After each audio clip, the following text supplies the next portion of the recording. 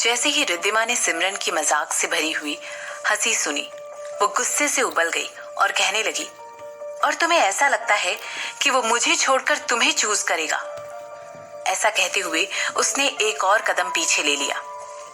नहीं, भला वो तुम्हें छोड़कर मुझे क्यों चूज करेगा? ऐसा तो नहीं है कि उसके आगे पीछे घूमती हुई मैं अकेली औरत हूं। इसीलिए तुम्हें बहुत ज्यादा ध्यान रखना पड़ेगा। आखिरकार हेमंत के अंदर आसानी से बहक जाने की क्वालिटी है, सिमरन ने तुरंत जवाब देते हुए कहा। अंदर ही अंदर ये जानकर सिमरन हंस रही थी कि इस समय रिद्धिमा कितनी ज्यादा सेल्फ सेंटर्ड हो गई थी। क्या उसने कभी ये बात सोची थी कि एक दिन कर्मा उसका हिसाब करेगा? जब से सिमरन पैदा हुई थी, दादी माँ को छोड़कर पूरे कपूर परिवार ने उसे धरती के बोझ की तरह ट्रीट किया था, और इस बात का सिर्फ एक ही रीजन था कि वो मिस्टर कपूर की शादी के पहले ही पैदा हो गई थी, और इसीलिए उसकी माँ को कुछ भी समझा नहीं जाता था। उसकी माँ को नौकरों से भी ज्यादा खराब ट्रीटमेंट मिलता था। उसे कपूर खानदान का सदस्य तो कभी समझा ही नहीं गया। रिद्धिमा जब बड़ी हो रही थी तब उसे बड़ों के थ्रू हो रही नाइंसाफी के बारे में पता नहीं था, लेकिन जल्द ही उसका भी ब्रेन वॉश करके उसे यकीन दिला दिया गया कि सिमरन एक कूड़े से ज्यादा और कुछ नहीं है। सिमरन को अभी भी वो सारी हरकतें याद थी जो रिद्धिमा ने उसके साथ की थी। रिद्धिमा ने उसे अपने सो कॉल्ड अच्छे फ्रेंड्स के सामने अनगिनत बार एम्बैरस किया था। इसके अलावा वो ये बात भी नहीं बोल सकती थी कि कैसे उसने स्कूल के एग्जामिनेशन पेपर को चुराने के लिए सिमरन पर इल्जाम लगाया था। जैसे जैसे सिमरन बड़ी हो रही थी, उसे लगने लगा कि वो और उसकी माँ ये सब डिजर्व नहीं करते हैं। हालांकि तब इसके खिलाफ कोई भी एक्शन लेने के लिए या खुद को कपूर खानदान की इन स्कीमों से अटैक होने से बचाने के लिए सिमरन बहुत ज्यादा मजबूर और पावरलेस थी। मगर अब सिचुएशन ऐसी नहीं थी। वो अतीत के मजबूर और पावरलेस सिमरन नहीं रही थी जो खुद को बचा नहीं सकती थी। इस दौरान रिद्धिमा बस हेमंत को सिमरन से दूर रखने के बारे में ही सोच सकती थी। उसे लग रहा था कि सिमरन उसके हस्बैंड को उससे छीनने की कोशिश कर रही है। कितनी बेवकूफ थी वो, जैसे कि हेमंत उसके टाइम और प्यार के लायक ही था। हो सकता है अतीत में सिमरन के मन में उसके लिए कोई फीलिंग रही हो, लेकिन अतीत की उस सिमरन के साथ ही वो फीलिंग्स भी कब की मर चुकी थी। अब सिमरन के लिए हेमंत एक प्यादा था जिसे उसे रिद्धिमा के खिलाफ लड़ाई में यूज करना था। अब क्योंकि हेमंत उसके दिल में इतनी ज्यादा इंपॉर्टेंट प्लेस रखता था, सिमरन ने सोचा कि अगर वो उसे अटैक करेगी तो रिद्धिमा को सबसे ज्यादा चोट पहुंचेगी।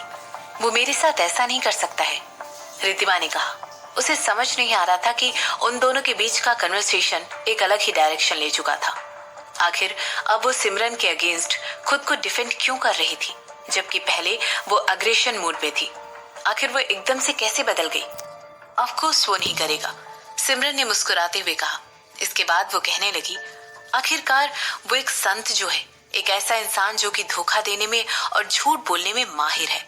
हेमंत एक चुप हो जाओ, बस वही, वो मुझे कभी धोखा नहीं दे सकता है, रिद्धिमा ने पूरे गुस्से के साथ चिल्लाते हुए कहा। चुप हो जाओ, बस वही, वो मुझे कभी धोखा नहीं दे सकता है, रिद्धिमा ने पूरे गुस्से के साथ चिल्लाते हुए कहा। उसकी आवाज इतनी तेज थी मानो वो ऐसा कहकर इस बात का ऐलान कर रही हो।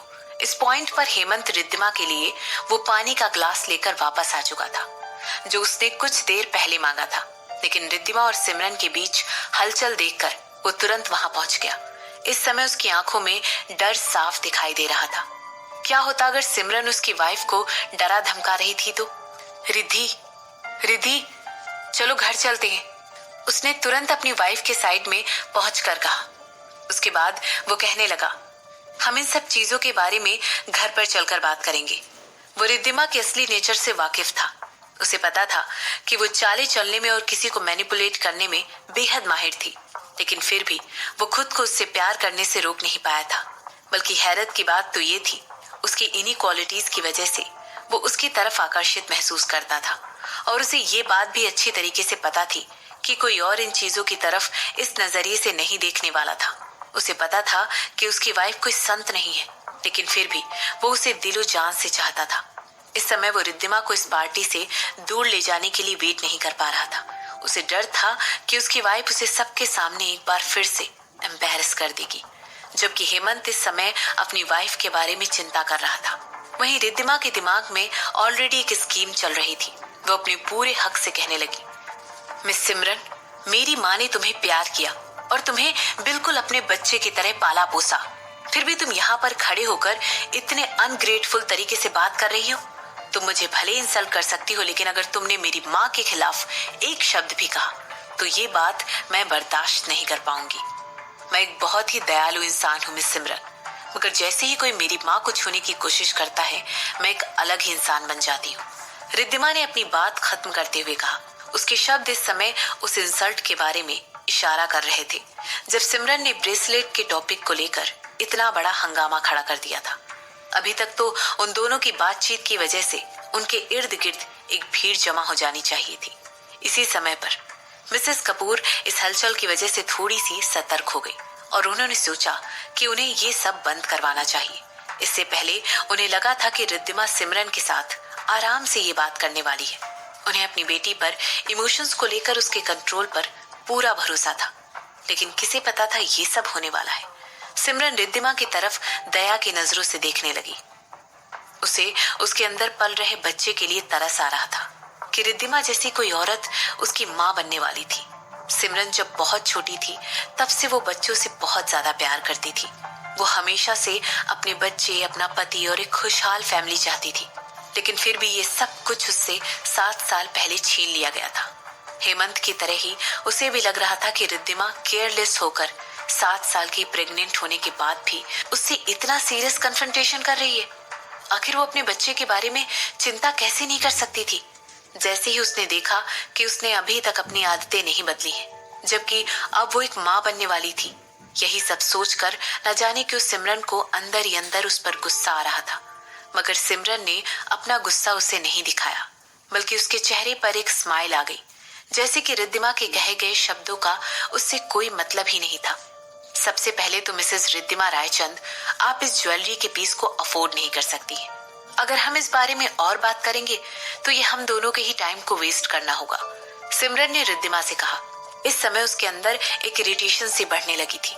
क्या रिद्धिमा ने सोचा था कि वो अपने शब्दों को इस्तेमाल करके उसे प्रोवोक कर पाएगी? अगर यही सिचुएशन 7 साल पहले हुई होती तो हो सकता है वो इस बात पर रिएक्ट कर देती और इस बात को कुछ ज्यादा ही बड़ा बना देती। लेकिन अब उसका दिल समय के साथ साथ और इतने साल गुजर जाने के बाद बहुत ज्यादा स्ट्रांग हो गया था। इसीलिए उसके ऊपर रिद्धिमा के कहे गए शब्दों का कोई असर नहीं हुआ था।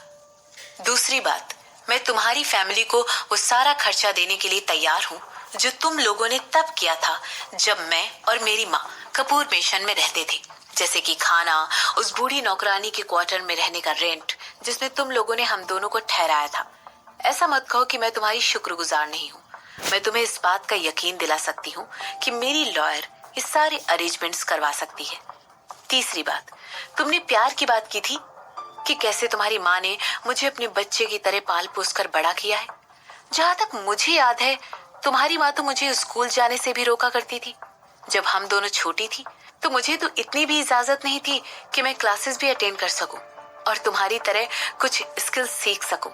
तो क्या मुझे तुम्हारी माँ का इसलिए शुक्रिया अदा करना चाहिए? उन्होंने मेरी डेवलपमेंट में दखल डाला।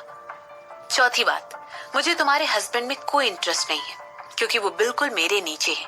चाहे तुम मुझे इसके लिए क्रूर ही कहो, लेकिन मैं ऐसे किसी इंसान के लिए अट्रैक्ट या उसके साथ नहीं हो सकती हूँ जो मुझे कोई फायदा ना पहुंचा सके।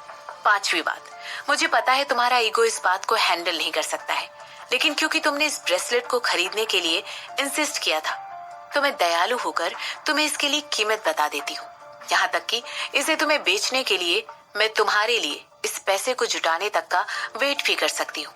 ऐसा कहते हुए सिमरन ने अपनी आंखों से शिफाली को इशारा किया। शिफाली ने तुरंत हाँ में सिर हिला दिया और जल्दी से अपने हाथ में पकड़े हुए एक कागज के टुकड़े पर उस ब्रेसलेट का दाम लिखकर सिमरन के हाथ में थमा दिया।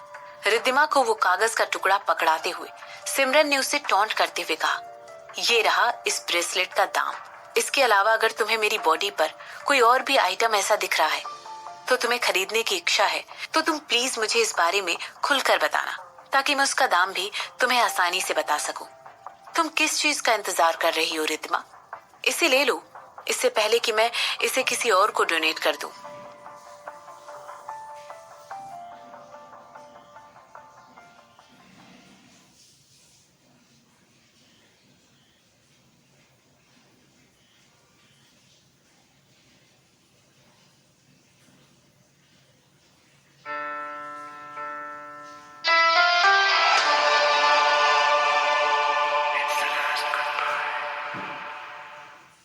जो भी लोग रिद्धिमा और सिमरन के आसपास खड़े हुए थे, वो सब सिमरन की बातें सुनकर दंग रह गए और अपनी ही जगह पर जम से गए।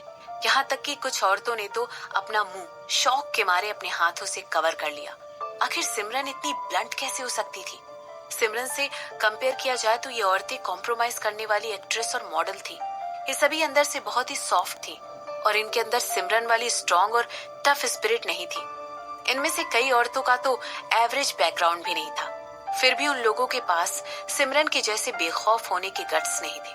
वो पब्लिक कन्फ्रंटेशन अवॉइड करती थी और छुपकर अंधेरे में स्कीम बनाने में विश्वास रखती थी। मगर जो कुछ भी वो सोच नहीं सकती थी, वो सिमरन असलियत में थी। वो उनकी तरह बिल्कुल नहीं थी। सिमरन एक ऐसी इंसान थी जो बिजनेस वर्ल्ड से ही थी, कोई ऐसी जो कि लोहे की मुट्ठियों के साथ अपने एम्पायर को रूल करना जानती थी। जहां ये औरतें यहाँ पर खड़े होकर शौक और सरप्राइज के मिले जुले इमोशंस दिखा रही थी, वहीं कुछ आदमी पीछे खड़े होकर सिमरन को उसकी बोल्डनेस के लिए एडमायर कर रहे थे। बिजनेसमैन होने के नाते इन आदमियों को पता था कि इस खून खराबे से भरे हुए बिजनेस वर्ल्ड में सरवाइव करने के लिए लोहे का जिगर होना चाहिए, और यही वो क्वालिटी थी जो कि अक्सर औरतों में नहीं पाई जाती है। हालांकि सिमरन बहुत ही अलग थी। उसका नाम और रेपुटेशन ऑलरेडी उसके ब्रिलियंट दिमाग को साबित कर चुके थे। जो भी बिजनेसमैन ऑलरेडी वहां पर खड़े हुए थे, उन सभी ने सिमरन के बारे में लोहे की मुट्ठी रखने वाली बिजनेस वुमेन के तौर पर अफवाह सुन रखी थी। मगर इस बात को खुद अपनी नजरों से देखना एक अलग बात थी, और इसी वजह से उन सभी के होश उड़ गए थे। जहां कुछ बिजनेसमैन सिमरन के साथ बिजनेस कोलैबोरेशन करने में दिलचस्पी दिखा रहे थे, वहीं कुछ लोग उससे इस बात के लिए भी डर रहे थे कि हो सकता है वो अपने दिमाग और शातिरता को इसके खिलाफ यूज करे। चाहे कुछ भी हो, उन सभी के मत एक बात पर मिलते थे, सिमरन गिल कपूर को कभी भी प्रोवोक नहीं करना। जैसे ही सिमरन के शब्द उड़ते उड़ते सबके कानों तक पहुंचे, वहां पर खड़े लोगों में फुसफुसाहट और आह भरने की आवाज सुनाई देने लगी। रिद्धिमा, हेमंत और मिसेस कपूर ने कभी भी नहीं सोचा था कि चीजें इस तरह बदल जाएंगी। हालांकि सिमरन के शब्द सुनकर रिद्धिमा का गुस्सा बहुत ज्यादा बढ़ गया था। तुम्हें क्या लगता है इस तरह हमारी बेइज्जती कर सकती हो क्योंकि आज तुम बिजनेस वर्ल्ड के टॉप पर हो? रिद्धिमा ने लाल आंखों से सिमरन की तरफ घूरते हुए कहा। इसके बाद वो उसके हाथ में पकड़े हुए पेपर की तरफ देखने लगी और आगे कहने लगी, अभी ब्रेसलेट के बारे में नहीं है, ये तुम्हारी माँ की तरफ और कपूर फैमिली की तरफ अनग्रेटफुल होने के बारे में है। रिद्धिमा के शब्द इस समय ऐसे सुनाई दे रहे थे मानो वो पूरे हक से ये बात कह रही थी। आखिर सिमरन इस तरह उनकी बेइज्जती कैसे कर सकती थी? क्या उसे ऐसा लग रहा था कि इस समय टॉप पर होने के बाद उसे किसी की भी बेइज्जती करने का राइट मिल गया था? अपनी खुद की फैमिली को इंसल्ट करने का राइट? सिमरन ने अपना सिर हिलाते हुए कहा। इसके बाद वो आगे कहने लगी, तो क्या तुम मुझसे ये एक्सपेक्ट कर रही थी कि मैं तुम्हें ये ब्रेसलेट एक गिफ्ट के तौर पर दे दूं क्योंकि तुम एक कपूर हो? सिमरन ने धीरे से कहा। उसके शब्द इतने धीरे थे कि रिद्धिमा और यहाँ तक कि हेमंत भी आगे बढ़कर उसकी तरफ झुककर सुनने लगे कि आखिर वो क्या कह रही है। मेरे कहने का ये मतलब नहीं था, रिद्धिमा ने तुरंत जवाब देते हुए कहा। तो फिर इस बात में गलत ही क्या है कि तुम इसे अफोर्ड नहीं कर सकती हो? हम इस छोटी सी चीज को लेकर इतनी बात क्यों बढ़ा रहे हैं जबकि हम सभी को सच पता है? सिमरन ने तुरंत ही रिद्धिमा को बीच में टोकते हुए कहा। इसके बाद वो आगे कहने लगी, क्या आपको सच बोलना एक इंसल्ट लगता है मिसेस रायचंद? तुम्हें ऐसा क्यों लगता है कि हम इसे अफोर्ड नहीं कर सकते हैं? रिद्धिमा ने पूछा। उसकी ये बात सुनकर सिमरन मुस्कुराने लगी। और तुम्हें कैसे पता कि तुम ऐसा कर सकती हो? सिमरन ने तुरंत जवाब दिया। तुम? रिद्धिमा ने फिर से गुस्से में मुंह खोला। तुम्हें तो इसका दाम भी नहीं पता है और तुम ये क्लेम कर रही हो कि तुम इसे अफोर्ड कर सकती हो। वहीं दूसरी तरफ मुझे मार्केट में तुम्हारे फादर की कंपनी की वैल्यू पता है। अब जब तक ये प्रूव नहीं हो जाता है, मैं अपनी उस बात पर अड़ी रहूंगी जिसे मैंने सच कहा था और ना कि एक इंसल्ट। सिमरन ने मजबूती के साथ कहा। क्या उन्हें लगा था कि वो उसे शब्दों का इस्तेमाल करके हरा पाएंगे? सच को ट्विस्ट करना और सबूतों को मैनिपुलेट करना तो सिमरन के बाएं हाथ का खेल था। इसमें तो वो माहिर थी। मुझे वो कागज का टुकड़ा दो। रिद्धिमा ने तुरंत अपनी माँ के हाथ से अपना हाथ छुड़ाते हुए कहा। क्या वो सिमरन को इस तरह सबके सामने अपनी और अपनी माँ की इंसल्ट करने देती? रिद्धिमा का ईगो उसे कभी भी सिमरन की इंसल्ट बिना किसी लड़ाई को किए एक्सेप्ट करने नहीं देता। आखिरकार इस तरह पहले वो उसकी इंसल्ट किया करती थी, और अब जब सिमरन एक ऐसी इंसान बन गई है जो कि रिद्धिमा से भी ज्यादा प्रोमिनेंट है, तो ये बात उसकी शान के खिलाफ थी। सिमरन ने तुरंत उस कागज के टुकड़े को रिद्धिमा की तरफ किया, और इससे पहले वो उसे ले पाती उसने झटके से अपना हाथ पीछे ले लिया। इसके बाद अपने चेहरे पर एक टेढ़ी मुस्कान के साथ वो कहने लगी, उप्स, मैंने अपना मन बदल लिया है। बस सोच रही हूँ तुम्हें देने के बजाय अब मैं इसे डोनेट ही कर देती हूँ। रिद्धिमा के चेहरे पर गुस्सा देखकर सिमरन का मूड एकदम से अच्छा हो गया। हालांकि उसे पता था कि वो इससे ज्यादा उसे प्रोवोक करके अपनी हद पार नहीं कर सकती थी, क्योंकि उससे उसके बच्चे को इफेक्ट होता। इसके अलावा अभी उन्हें बर्बाद करने का सही समय नहीं आया था। वेल, मुझे लगता है हमारे पास आगे और कुछ भी डिस्कस करने के लिए नहीं है ना? सिमरन ने अपनी एक आईब्रो उठाते हुए कहा। इस समय उसकी आवाज में उन तीनों के लिए ह्यूमिलिटी साफ नजर आ रही थी। मेरे ख्याल से मुझे यहाँ से चलना चाहिए। अभी मुझे और ज्यादा इंपॉर्टेंट और इंटरेस्टिंग चीजें अटेंड करनी है। ऐसा कहते हुए सिमरन तुरंत मुड़ी और रिद्धिमा से दूर चलते हुए पूल के किनारे पर जाकर खड़ी हो गई। उसे अभी तक शशांक को भेजे गए टेक्स्ट मैसेज का कोई सोल्यूशन नहीं मिला था। हालांकि सिमरन ने अभी कुछ ही कदम आगे बढ़ाए थे और रिद्धिमा तुरंत उसको फॉलो करते हुए उसके पीछे चली गई और कहने लगी, हे, मेरी बात अभी खत्म नहीं हुई है। उसने सिमरन की तरफ हाथ बढ़ाते हुए उसे पकड़ने की कोशिश की, लेकिन सिमरन उस जगह से साइड होकर उसकी तरफ मुड़कर देखने लगी। ये सब कुछ इतनी जल्दी में हुआ कि रिद्धिमा एकदम सरप्राइज हो गई और इस वजह से उसका बैलेंस खो गया। उसके इर्द गिर्द की दुनिया मानो घूम सी गई और कुछ भी सोच पाने से पहले उसे एक छपाक की आवाज सुनाई दी और उसे अपनी पूरी बॉडी पर ठंडा पानी महसूस हुआ। जैसे ही उसे एहसास हुआ कि वो पूल में गिर गई है, वो तुरंत पैनिक करने लगी और डर के मारे चिल्लाने लगी, हेल्प, हेल्प। इसके बाद उसने दूसरी छपाक की आवाज सुनी। उसे ऐसा लगा कि कोई और भी पूल में कूद गया है। जैसे ही उसे एहसास हुआ कि कोई उसे अपनी गोद में उठाकर उसके चेहरे को ऊपर रखने में मदद कर रहा है ताकि वो पानी उसकी नाक और मुंह में ना घुस जाए, उसकी जान में जान आ गई। किसी वजह से उसे पता था कि ये हो ना हो उसका पति ही है, जो कि बिना कुछ सोचे समझे पूल में उसे बचाने के लिए कूद गया है।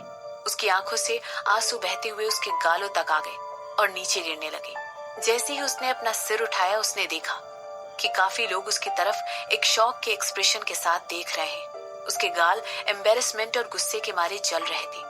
ऑफ कोर्स उसने सिमरन के चेहरे पर इस समय उसका मजाक उड़ाने वाले एक्सप्रेशन देखे थे। रिद्धि, रिद्धि, तुम ठीक तो हो ना? सिमरन ने तुरंत रिद्धिमा से पूछा। उसके शब्दों में रिद्धिमा का मजाक उड़ाना साफ दिखाई दे रहा था और वो झुककर इस समय रिद्धिमा की तरफ नीचे पूल में देख रही थी। मिस कपूर, आपको तो पता होना चाहिए, क्योंकि आप ही तो वो हैं जिन्होंने मुझे पूल में धक्का दिया है। क्या आप मुझे यहाँ पर डूबते हुए देखना चाहती हैं? रिद्धिमा ने नफरत की भावना से कहा। वो खुद को सार्कास्टिक होने से कंट्रोल नहीं कर पा रही थी, मगर उसे इस बात का कोई दुख नहीं था, खासकर तब जब इस सिचुएशन में थी। आखिरकार उसके लिए उस इंसान पर गुस्सा होना बिल्कुल नेचुरल था जिसने उसे पूल में धक्का दिया था। हालांकि सिमरन को भी कोई खास गिल्टी की फीलिंग नहीं हो रही थी और ना ही उसने खुद को डिफेंड करने की कोई कोशिश की, बल्कि वो उसका मजाक उड़ाते हुए उसकी तरफ देख रही थी। इसके बाद वो कहने लगी, अगर मैं तुम्हें डुबाना चाहती तो मैं तुम्हें वहां डुबाती। देखो, वहां पर पानी 6 फीट से भी ज्यादा गहरा है। सिमरन ने हाथ से इशारा करते हुए उसे दिखाया। इसके बाद वो कहने लगी, यहाँ पूल की साइड में नहीं, जो सिर्फ 3 फीट गहरा है। क्या तुम्हें भी ऐसा नहीं लगता है? और तब रिद्धिमा को इस बात का रियलाइज हुआ कि उसके पैर एक्चुअली पूल के बॉटम पर टच कर पा रहे थे और जब वो खड़ी हुई तो पानी उसके चेस्ट तक भी नहीं पहुंच रहा था। वो सिमरन की तरफ देखने लगी। जिस सिचुएशन में वो इस समय थी, उसे डर लग रहा था। उसके हाथों ने सबकॉन्शियसली उसके कपड़ों को पकड़ा और तब उसने महसूस किया कि पानी के ठंडा होने की वजह से उसकी बॉडी बुरी तरह कांप रही थी। यहाँ तक कि जब रिद्धिमा ने फील किया कि उसे पूल में से उठाकर किसी प्रिंसेस की तरह बाहर लेकर आया जा रहा है, तब उसका दिमाग पूरी तरह ब्लैक था और इस समय वो सिवाय आंसू बहाने के और कुछ भी नहीं कर सकती थी। आखिर वो अब कह ही क्या सकती थी।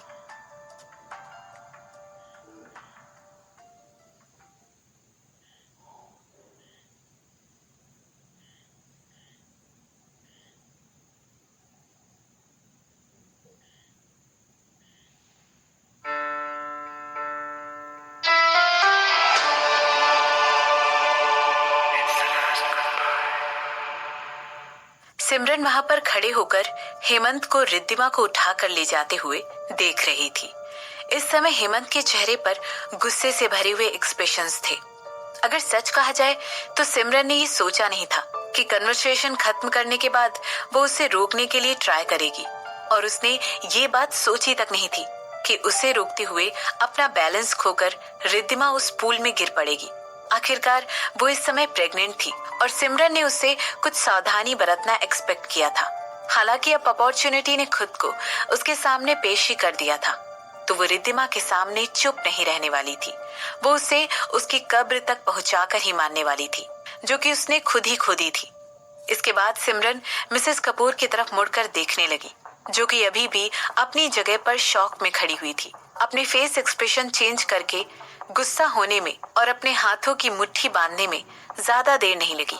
इसके बाद वो सिमरन को घूर कर देखने लगी और इसके बाद तेजी से उस जगह से रिद्धिमा और हेमंत के पीछे पीछे निकल गई। जैसे ही उन तीनों की तिगड़ी निकली, सिमरन ने चारों तरफ अपनी आंखें घुमाकर देखा। उसने उन सारे लोगों की तरफ देखा जिन लोगों ने वहां पर खड़े होकर जो कुछ भी वहां पर हुआ था उसे विटनेस किया था। कुछ लोग उसकी तरफ घूर कर देख रहे थे जैसे कि उसे जज कर रहे हो, मगर सिमरन को उनके नजरिए को लेकर कोई चिंता नहीं थी। उसे इस बात की भी फिक्र नहीं थी कि लोग उस पर क्रूर और शातिर होने का लेबल लगाएंगे, क्योंकि वो ऐसी थी। जो कुछ दूसरा तो हुआ, उसके बावजूद सिमरन कुछ बिजनेसमैन का कॉल एक्सेप्ट कर रही थी, जो कि उसके साथ मीटिंग करने के लिए राजी होने वाले थे। आखिरकार भले ही वो शातिर हो, लेकिन सब जानते थे कि वो कितनी कैपेबल थी। इसके बाद सिमरन वापस से उस पूल की तरफ देखने लगी। अब उसकी सतह काफी शांत नजर आ रही थी। जैसे ही वो उसकी तरफ नीचे झुककर देखने लगी, वो अपने ख्यालों में खो गई। एक्चुअली इस बल्गेरी कॉकटेल पार्टी में आने से पहले उसे कहीं ना कहीं पता था कि ये सामना टाला नहीं जा सकता था। इसीलिए उसने खुद को पहले से ही अपने सामने आने वाली हर अपॉर्चुनिटी की एडवांटेज लेने के लिए प्रिपेयर कर रखा था, और एक बार फिर उसके दिमाग की जीत हुई। इसके बाद सिमरन उन सारी बातों के बारे में सोचने लगी जो आज रात हुई, जिसने उसके मिसेस कपूर और सिंघानिया फैमिली के साथ बदला लेने के प्लान को एक्शन में डाल दिया। जो स्ट्रेटेजी सिमरन आज रात सिंघानिया परिवार के खिलाफ अपनाने वाली थी, उसका नाम था दरवाजा बंद करो और चोर को पकड़ो। मिसेस कपूर अपने ऊपर इतना करती इसलिए थी क्योंकि उनके पीछे उनका परिवार खड़ा हुआ था। सिंघानिया फैमिली को इसलिए इतना जाना जाता था क्योंकि उनके कई सारे वेल नोन क्रिमिनल ग्रुप के साथ अच्छे कनेक्शंस थे। इसलिए मिसेस कपूर तक पहुंचने के लिए उसे सिंघानिया परिवार के साथ उनके सारे रिश्ते को खत्म करना जरूरी था। ये सुनने में जरूर आसान लग रहा था, लेकिन सिमरन को उनके खिलाफ पूरी स्ट्रेटेजी प्लान करने में कई साल लग गए थे। सिंघानिया परिवार कई सालों से अभी तक इलीगल तरीके से लोगों को पैसा उधार देने के बिजनेस पर सरवाइव कर रहा था। वो उन लोगों को टारगेट करते थे जो कि किसी तरह के आसान तरीके से मिलने वाले लोन पर निर्भर थे, और इसके बाद वो उन्हें अपने जाल में फंसा लेते थे और उधार दिए गए पैसे पर कभी डबल तो कभी ट्रिपल रेट से इंटरेस्ट लगाकर मांगते थे। और यही सिंघानिया परिवार के लिए एक लगातार आने वाली इनकम का जरिया था। स्वाभाविक तौर पर इस बिजनेस के लाइन में वो उन लोगों से ही मिलते थे जो उन्हें पैसा वापस चुकाने के लिए अपलोड नहीं कर सकते थे। तो जब भी ऐसा होता था, सिंघानिया परिवार उन लेनदारों को अपने लिए इलीगल तरीके से काम करवाकर अपने पैसे चुकता करवाते थे। सिंघानिया परिवार का ये इलीगल एम्पायर इतना ज्यादा गहरा था कि इसमें कई जानी मानी हस्तियां और पुलिस तक भी पूरी तरह से इन्वॉल्व थी। सिंघानिया परिवार समय समय पर उनकी जेबें पैसों से भरता रहता था, और बदले में वो लोग उनके जुल्मों को छुपाने का काम करते थे। पुलिस फोर्स की वजह से सिंघानिया परिवार को नीचे लाना और ट्रिकी हो गया था। हालांकि 2 साल पहले सिमरन को सिंघानिया परिवार के परफेक्ट एम्पायर के अंदर घुसने का रास्ता मिल गया था। उसे सिंघानिया परिवार का ही कोई ऐसा मेंबर मिल गया था जो उनमें से ही एक था, और ये इतना बड़ा उधार होने वाला था कि सिमरन को पूरा यकीन था कि वो लोग इसे चुका नहीं पाएंगे। और जैसे ही जो कुछ भी उन लोगों ने किया था उसके बारे में पूरी दुनिया को पता चल जाता, तब वो बुरी तरह फंस जाते। इस बात से कोई फर्क नहीं पड़ता है कि वो लोग इस समय बहुत अमीर थे, क्योंकि इस बात का अंत में कोई फायदा नहीं होने वाला था। सिमरन उस तरह के इंसान नहीं थी जो कि किसी इनोसेंट इंसान के खिलाफ स्कीम करे। यहाँ तक कि उसे किसी इनोसेंट इंसान का अपनी स्कीम में इस्तेमाल करना भी पसंद नहीं था। लेकिन सिंघानिया परिवार से डील करने के लिए सिमरन को किसी ऐसी चीज, या फिर यूं कहा जाए किसी ऐसे इंसान की जरूरत थी जो कि अतीत से संबंध रखता था। उसने उस इंसान को एक मकसद दिया था, कुछ ऐसा जो कि उसके खुद के गोल से संबंध रखता था। और जैसा कि बहुत सारे लोगों को पता था कि आत्मा को वापस जिंदा करने के लिए शरीर की जरूरत होती है, और इस समय ध्रुव से डील करने के लिए सिमरन ने कुछ ऐसा ही किया था। ध्रुव हमेशा से ही बहुत एरोगेंट था, और ये आदत उसके अंदर अपने क्रिमिनल ग्रुप और उन लोगों की वजह से आई थी जिन्हें वो पुलिस फोर्स में रहकर कंट्रोल करता था। वो खुद को ऐसा समझता था जिसे कोई छू भी नहीं सकता था। यहाँ तक कि वो खुद को उदयपुर का प्रिंस कहकर सबके सामने इंट्रोड्यूस करता था। उसका ईगो बिल्कुल किसी पहाड़ की तरह बड़ा था। ध्रुव एक ऐसा इंसान भी था जो कि किसी से ना सुनना पसंद नहीं करता था, खासकर उन औरतों से जिनकी तरफ वो अपने गंदे इरादे लेकर बढ़ता था। उसे पूरा विश्वास था कि अपने स्ट्रॉन्ग कनेक्शंस की वजह से अगर वो किसी का रेप भी कर दे, जो कि उसने कई बार किया भी था, तब भी वो आसानी से बच सकता था। लेकिन इस बार ऐसा लग रहा था जैसे उसका लक पूरी तरह खत्म हो गया था, क्योंकि अब खेल में सिमरन भी शामिल हो गई थी। 2 साल पहले सिमरन को ध्रुव के अतीत से एक औरत मिली। वो उन कुछ विक्टिम्स में से एक थी जिन्हें उसने बहुत बुरी तरीके से रेप किया था, और इसके बाद उसने खुद अपने हाथों से उसे मार दिया था। लेकिन किसी तरह वो औरत बच निकली। सिमरन को माइंड गेम खेलना बहुत पसंद था, और आज रात उसने बिल्कुल यही किया था। अब 2 साल बाद आज रात को सिमरन ने डिसाइड किया कि अब ध्रुव का अपने अतीत के भूत से सामना हो ही जाए। सिंघानिया परिवार में किसी ने भी ये बात नहीं सोची थी कि ध्रुव ने जो कुछ भी उस रात किया था, उसने उनके परिवार की बर्बादी शुरू होने वाली थी। मैम, ध्रुव को पिछली पार्टी में अभी कुछ देर पहले ही बंदी बना लिया गया है, शिफाली ने बड़ी इज्जत के साथ सिमरन को बताया। उसका ये कहना ही था कि सिमरन अपने ख्यालों की दुनिया से बाहर आ गई। इसके बाद शिफाली आगे कहने लगी, जो नशीली दवाई उसके कोट में रखी थी वो उसे कब्जे में लेने के लिए काफी थी, और आपसे ही कह रही थी उसने पुलिस को रिश्वत देने की कोशिश की थी, लेकिन क्योंकि वहां पर रिपोर्ट्स और मीडिया चारों तरफ फैले हुए थे, पुलिस के पास उसे अरेस्ट करने के अलावा और कोई चारा नहीं था। ये तो अच्छा हुआ कि हमने पहले से ही मीडिया रिपोर्टर्स को टिप दे दी थी कि वो लोग ध्रुव को फॉलो करते रहे। सिमरन ने हाँ में सिर हिलाया।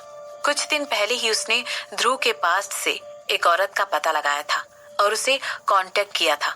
यहाँ तक कि उसने ध्रुव को बर्बाद करने के लिए उसके कॉपरेशन की भी मांग की थी। प्लान ये था कि वो ध्रुव से मिलेगी और उसके कोट की पॉकेट में कुछ कोकीन डाल देगी। ऑफ कोर्स सिमरन को ये बात अच्छी तरह पता थी कि कोई ना कोई पुलिस को ये टिप दे देगा और वो ध्रुव को रंगे हाथों पकड़ लेंगे। सिमरन को ये बात भी पता थी कि ध्रुव के कनेक्शन और उसकी दौलत का इस्तेमाल करके वो आसानी से पुलिस को रिश्वत देने की कोशिश करेगा, और इसी से उसे कस्टडी से बाहर आने के लिए बेल मिल जाएगी। इसीलिए उसने इस बात की भी श्योरिटी ली कि रिपोर्टर उसके पीछे पीछे जाकर उसे पूरे टाइम फॉलो करे और उसके अरेस्ट होने की खबर ऑनलाइन फैला दे। ये पुलिस के हाथ बांध कर रख देने वाला था, और क्योंकि आज रात फ्राइडे था तो अगली कोर्ट की मिलने वाली डेट मंडे को थी। इसका सिर्फ यही मतलब था कि उसे ये वीकेंड जेल में ही बिताना था। बिल्कुल वैसा ही हुआ जैसा सिमरन ने चाहा था। वो अपनी इतनी बारीकी से की गई प्लानिंग के लिए मन ही मन हंस रही थी। सिमरन इस बात को लेकर श्योर थी कि मिसेस कपूर को इस बात में सिमरन की इन्वॉल्वमेंट की भनक नहीं लगने वाली थी, और ना ही उन्हें ये पता चलने वाला था कि ये सब पूरे सिंघानिया परिवार के खिलाफ आगे आने वाली साजिश की शुरुआत ही थी। ये उसके लिए हुए एफर्ट्स का और उन्हें कुचलकर उन्हें जमीन में गाड़ देने का पहला स्टेप ही था। और इंटरनेशनल वुमेन्स ग्रुप का क्या? क्या सब कुछ उनकी साइड पर है? सिमरन ने धीरे से पूछा। बिल्कुल मैम, सारे रेप केसेस मंडे को ही फाइल होने वाले हैं। मीडिया के टेंशन की वजह से ये एक बहुत ही हाई प्रोफाइल केस होने वाला है। कोई भी गवर्नमेंट ऑफिशियल इस चीज के लिए रिश्वत लेकर उसे बचाने वाला नहीं था। शिफाली ने भी ये बात बड़ी धीमी आवाज में कही ताकि सिर्फ सिमरन ही उसकी बात को सुन सके। इस समय वो जिस तरह सिमरन की तरफ देख रही थी, उसकी आंखों में सिमरन के लिए रिस्पेक्ट और श्रद्धा के अलावा और कुछ नजर नहीं आ रहा था।